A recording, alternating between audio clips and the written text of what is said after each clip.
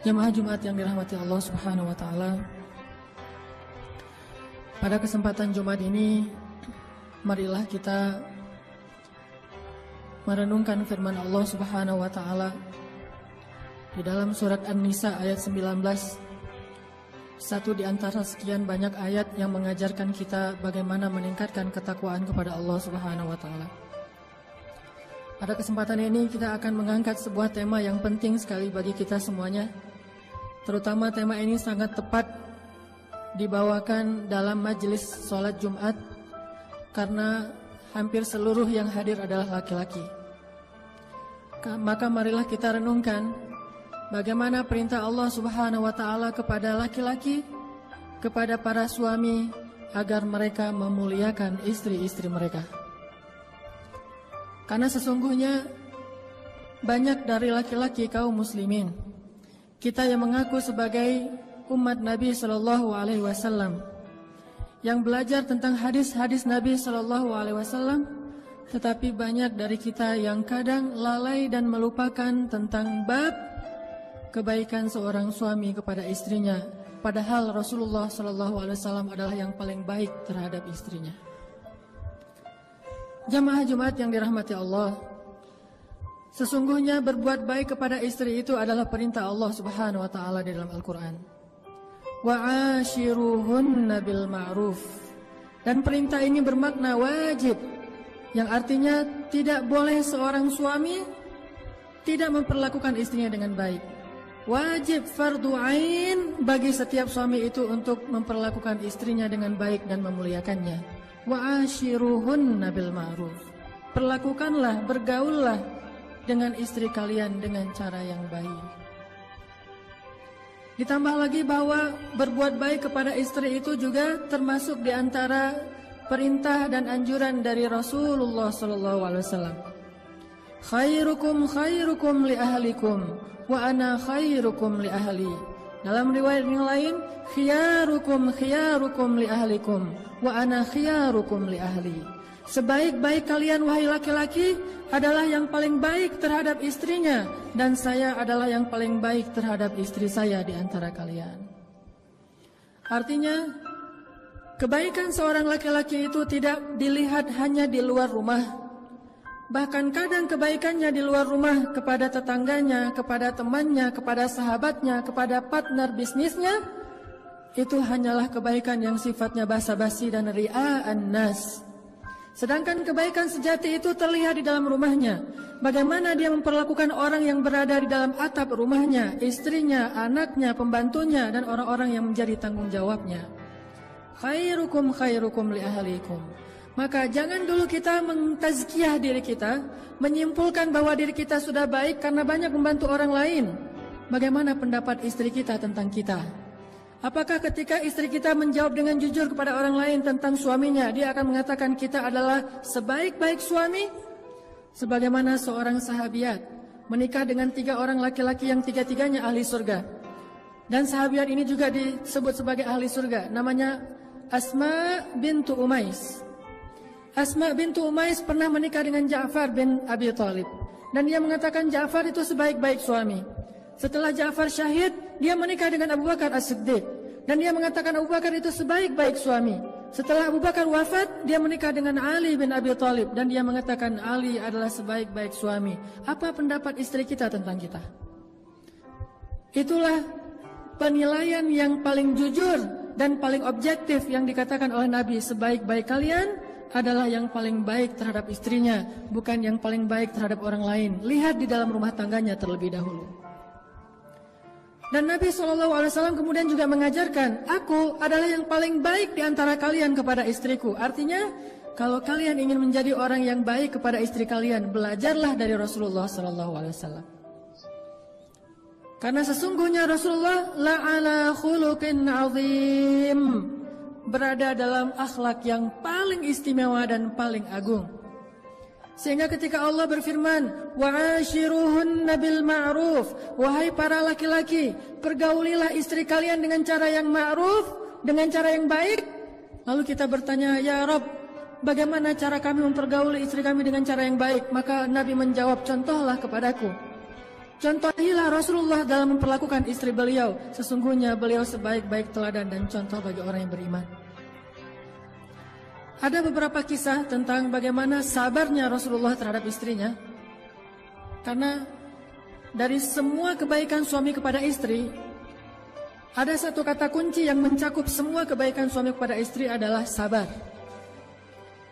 Menjadi suami yang dermawan butuh kesabaran. Menjadi suami yang penyayang butuh kesabaran. Menjadi suami yang mampu bersabar dalam mendidik atau baik dalam mendidik juga butuh kesabaran. Mungkin salah satu kata kunci untuk menjadi baik kepada istri itu adalah memiliki sifat sabar di atas rata-rata.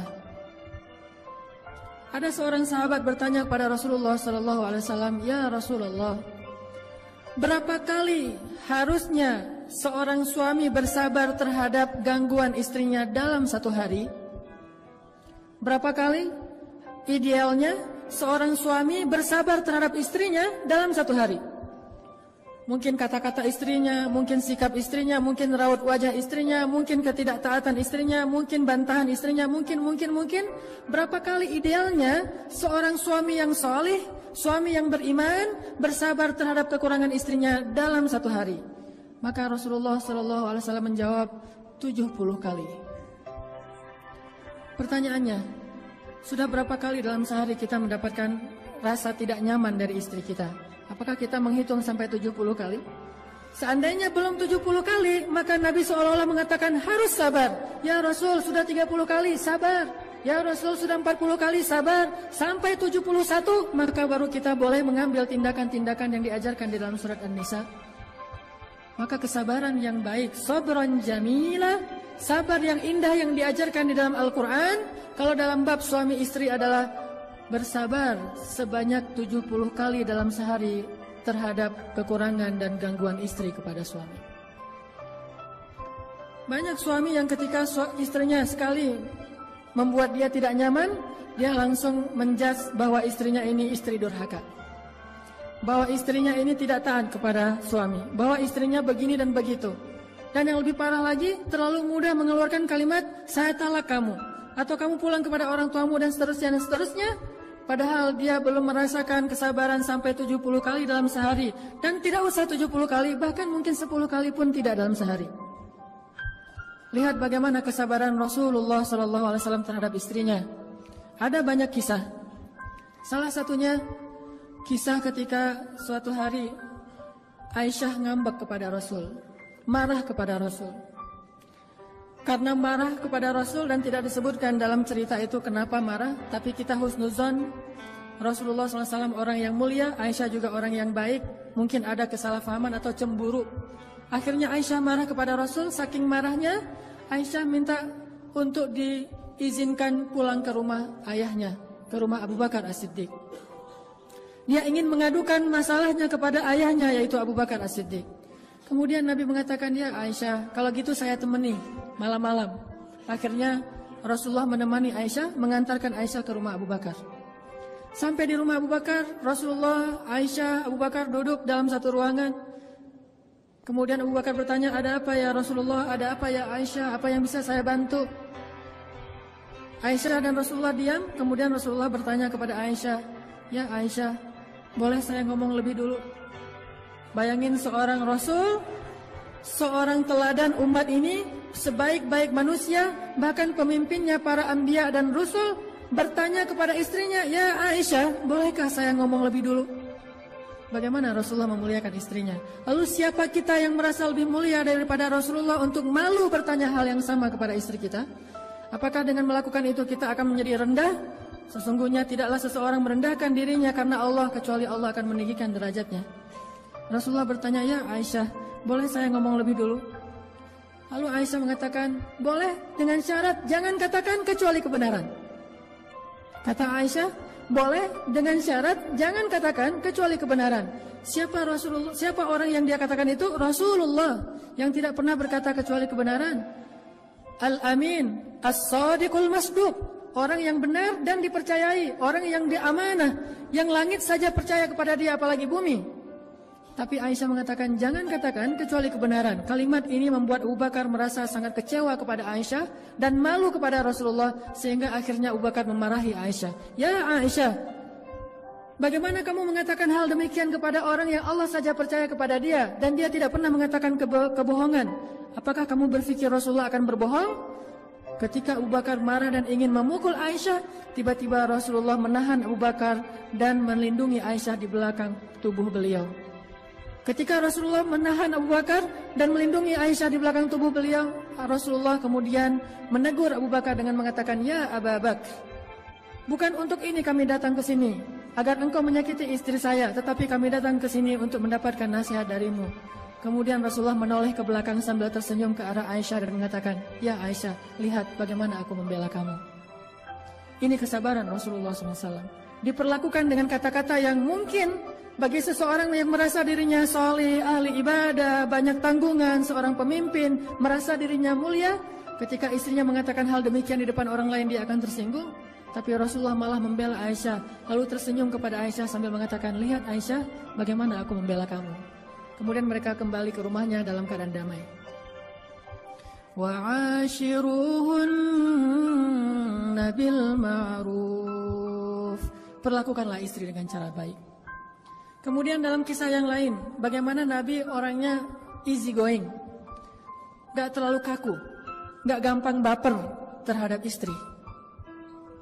Dalam sebuah adegan, suatu malam Rasulullah SAW atau suatu hari Rasulullah SAW sedang duduk bersama Aisyah di rumah.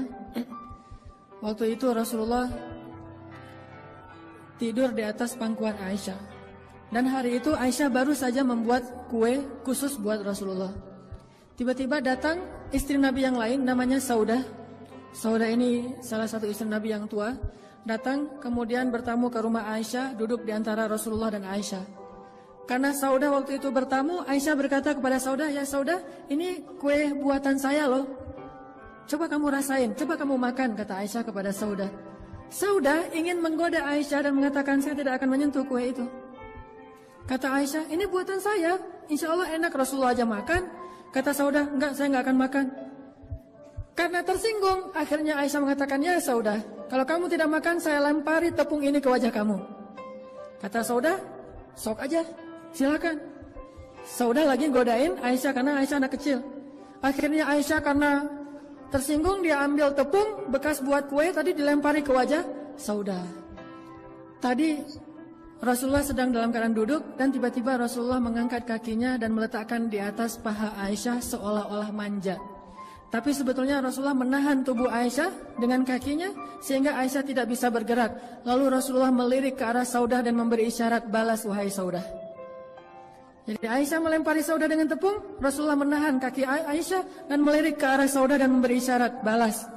Lalu Saudah membalas dengan melemparkan tepung ke wajah Aisyah. Akhirnya mereka saling lempar-lemparan tepung. Rasulullah hanya tersenyum saja, tiba-tiba terdengar suara salam dari seorang sahabat, Umar bin Khattab. Assalamualaikum. Langsung Saudah dan Aisyah lari masuk ke dalam kamar karena takut kepada Umar bin Khattab. Lalu Rasulullah membukakan pintu, Umar masuk. Tiba-tiba Rasulullah senyum-senyum. Umar bertanya, Ya Rasulullah, kenapa engkau tersenyum, ada apa? Rasulullah mengatakan, lucu, kata Rasulullah. Ada apa ya Rasul? Itu istri-istri saya, barusan mereka lempar-lemparan tepung, tapi begitu datang kamu mereka langsung lari ke dalam kamarnya karena takut kepadamu. Mendengar kata-kata ini, Umar tersinggung kepada istri Nabi dan kemudian berteriak, wahai istri-istri Nabi, kalian takut kepada saya tetapi tidak takut kepada Rasulullah? Lalu istri Nabi di dalam kamarnya menjawab, ya, karena engkau seorang yang ghalidun syadid, orang yang kasar lagi keras, sedangkan Rasulullah itu orang yang halim, orang yang sangat menahan amarah dan lembut.